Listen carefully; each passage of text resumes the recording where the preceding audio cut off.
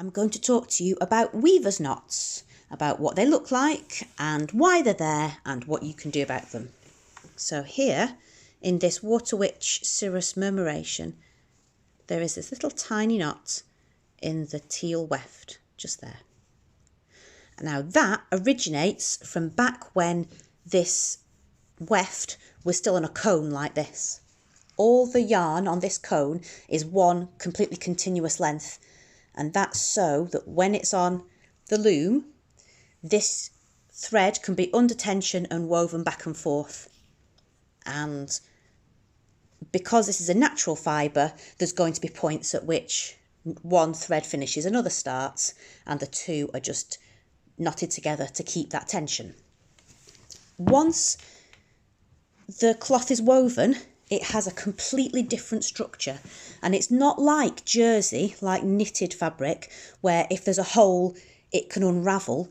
The threads are holding each other in place, and there is no reason for any of these to be fastened to each other or for these threads to be one continuous length throughout the cloth. It's the interlacing of the warp and weft around it that will hold each piece in place. It's not being held in place by being fastened here and fastened at the other point and not having a break in the middle.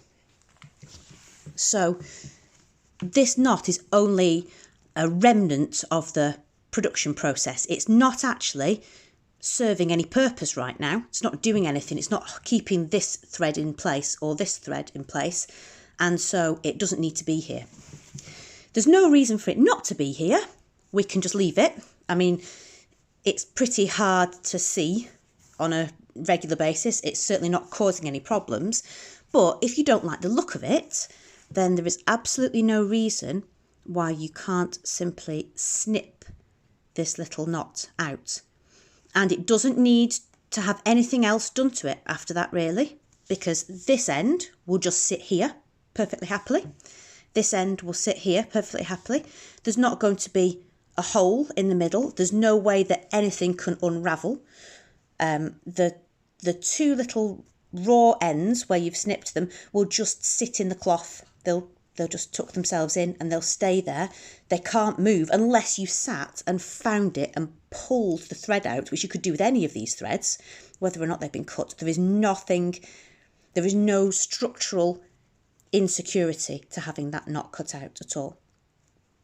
If you really wanted, then potentially you could, there's a lot of slack woven in, less in the weft than there is in the warp, but you could pull on this thread slightly to just inch it out a little bit, and then when you snip it, you're going to have two slightly longer ends, and you could sight a needle into here, tuck those tiny ends on, and then just pull them through so that they will then cross over each other, so there isn't even a spot. Oh, I've lost it now. There isn't even a spot at which there isn't any weft sat there. So I'm not sure if I can cut this out with the camera right in front of my face, but I will have a go.